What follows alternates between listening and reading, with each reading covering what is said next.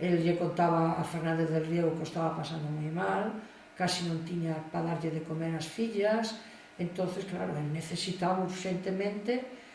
un traballo. Entón, eu creo que o meu pai, pois sí, foi un pouco o salvador, traendo aquí, que a pesar de estar amargado e que parecía que, bueno, como que si non era agradecido ao meu pai, pois non é certo, porque el lle tiña, o estimaba moito,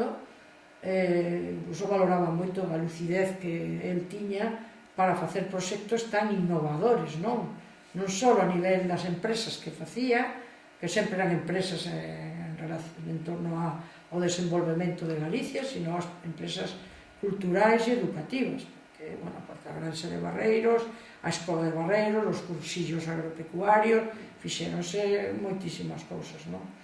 Entonces, eu sei que cando meu pai morreu, no ano 71, que foi o ano que entrei un mes e medio antes, don Ricardo dixo, había persoas que non deberían de morrer nunca, non? E, o sea, que choraba, estaba ali moi compungido, non?